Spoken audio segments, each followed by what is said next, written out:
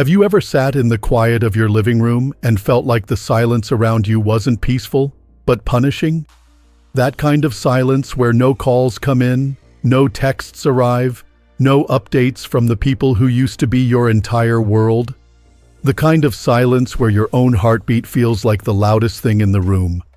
If you're a parent who's been cut off by your children, or who made the brave choice to go no contact to preserve your own sanity, then I want you to hear me clearly right now. You are not alone, and you are not powerless. A lot of people think silence is the final act. That not talking, not reaching out, not engaging means they've taken their power back. But here's the hard truth. No contact is not enough. Because silence alone doesn't heal the wounds. It doesn't fill the void left behind when someone you love chooses to walk away. It doesn't restore your dignity.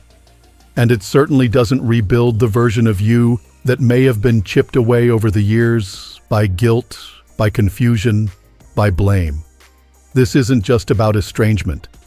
It's about something deeper, reclaiming your identity when the very role you've built your life around, being a parent, has been stripped from you without warning or explanation. So today, we're not going to sit in that pain. We're going to rise through it. Together, we're going to explore what it really means to take back your power, not by begging, not by proving yourself, but by quietly becoming someone who no longer needs their approval to live a full, vibrant life. Let's begin where all healing starts, with clarity. Because the first and most important thing you must do is burn the illusion. I know, that's a tough phrase. But stay with me. So many parents carry this lingering hope that one day, things will go back to how they used to be. That their child will come around, apologize, or maybe even realize they've made a mistake. We replay old memories like movies we can't stop watching. First days of school, holidays filled with laughter, sweet messages from years ago. And that hope? It's beautiful, until it becomes a prison. You're not grieving the child who doesn't call. You're grieving the image you built of who they were and who you were to them. And often that image is wrapped in the fantasy that they still see your heart, your effort, your sacrifices. But sometimes the person they are today isn't who you remember. And holding on to that illusion can keep you stuck in a cycle of pain. Reclaiming your power begins when you stop rewriting the past and start accepting the present, no matter how painful it is. That doesn't mean you stop loving them. It means you stop needing their version of love to validate your worth. Now, let's go deeper. The next step in reclaiming your power is learning how to become emotionally unreachable. And no, that doesn't mean becoming cold or shutting down. It means creating a sacred space inside yourself that no one, not even your own child, can disturb unless you allow it. Because here's the thing. Just because you're not in contact doesn't mean they're not still influencing you. One passive-aggressive post, one rumor from a relative, one memory triggered by a random smell, and suddenly they're back in your mind. Your chest tightens. Your day is ruined. That's not freedom. That's emotional captivity.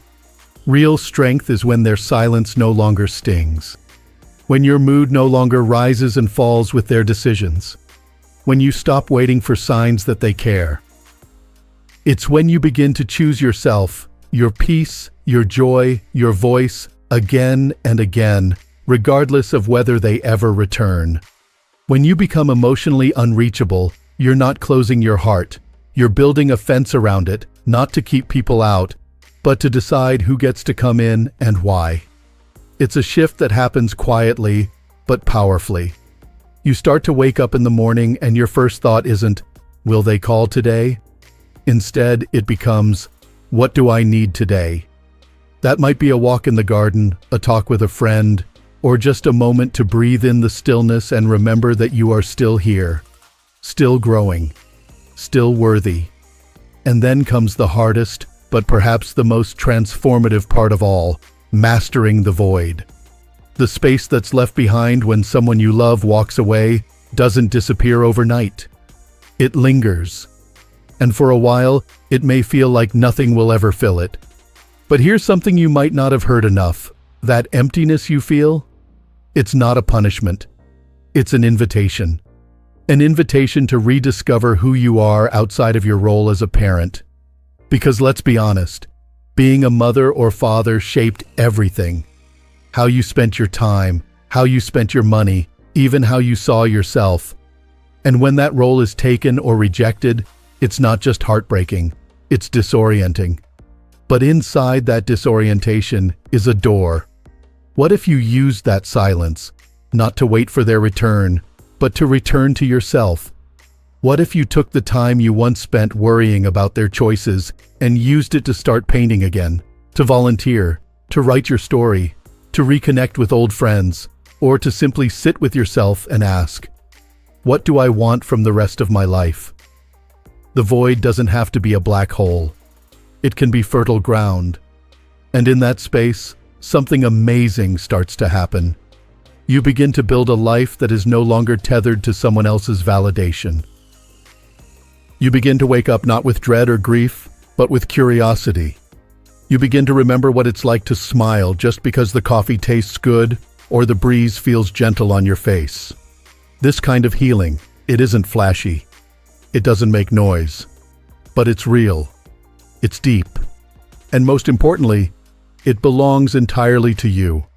So here's the question I want to leave you with right now. What if this silence isn't the end of something, but the beginning? We've talked about how silence, when faced with estrangement or emotional distance from your children, can feel like a kind of emptiness.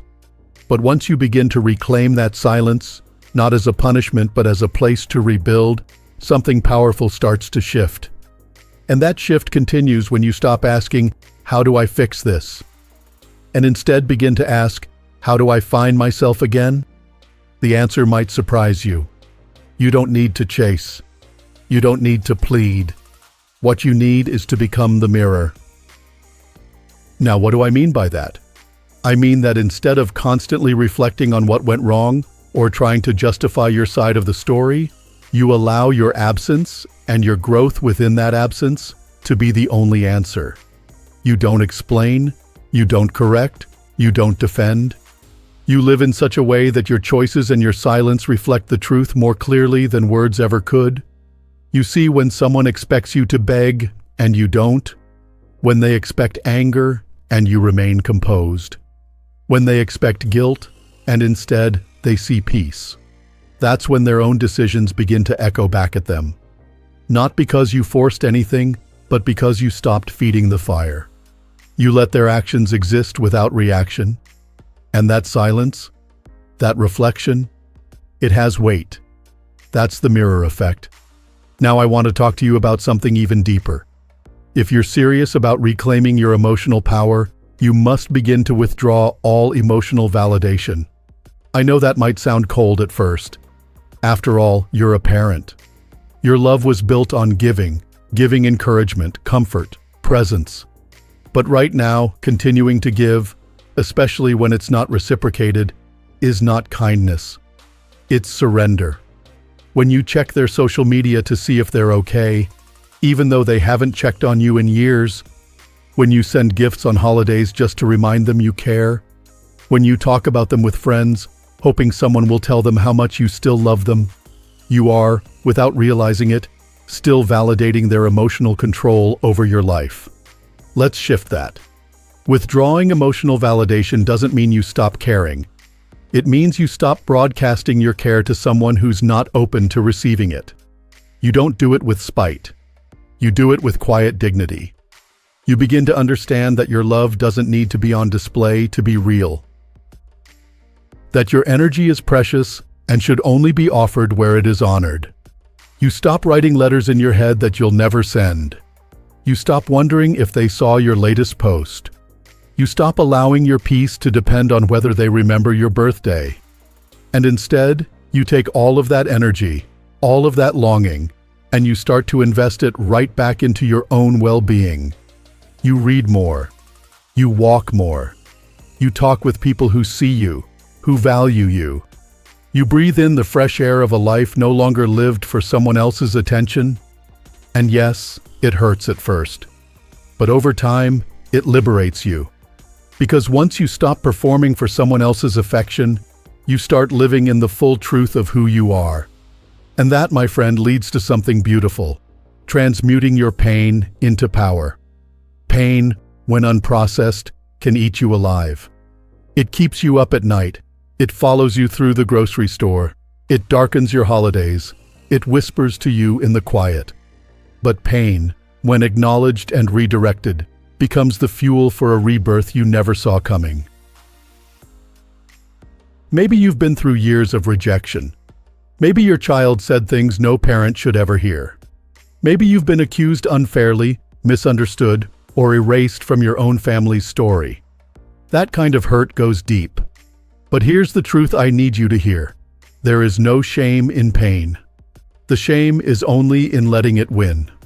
What if you took that pain and walked into a yoga class for the first time in your life? What if you signed up for that memoir workshop you've always considered? What if you looked in the mirror and said, "This pain will not be my identity, it will be my ignition"?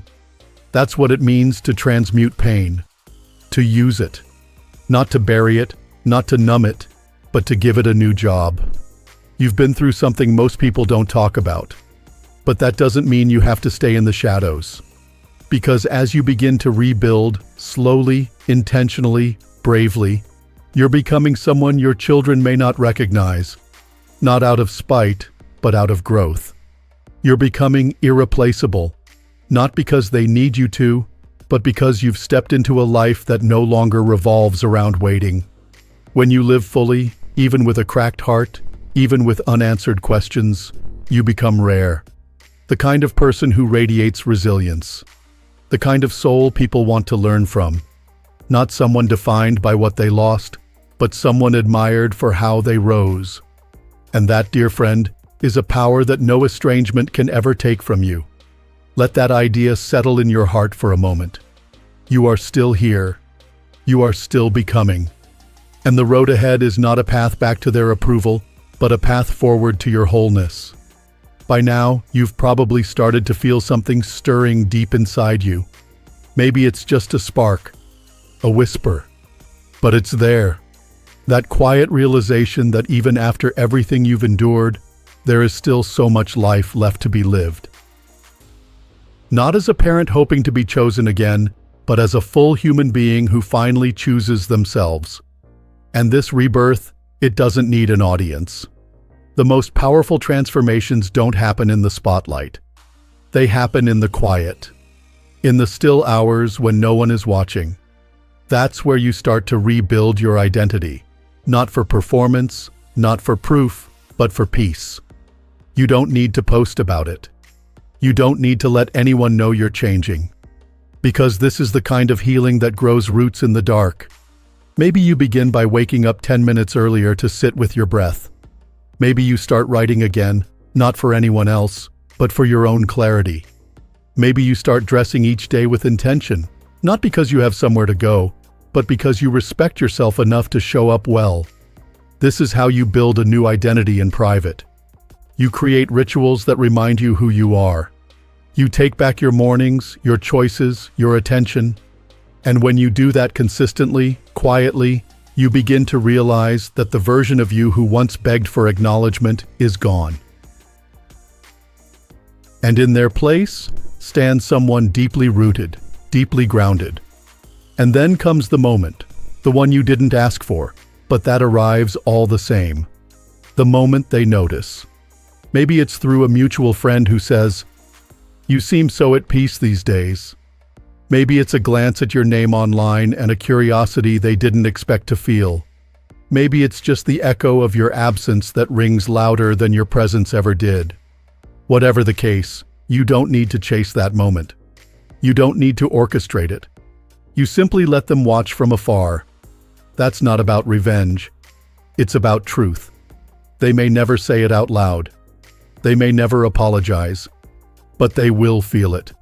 That shift in you. That quiet, calm strength you've built brick by brick. And the most beautiful part? You didn't need their recognition to build it. You built it anyway. That is what makes your new life so powerful. It's not a performance, it's a sanctuary. And if they peek through the window, let them. You're not hiding. You're simply no longer inviting people into spaces they abandoned.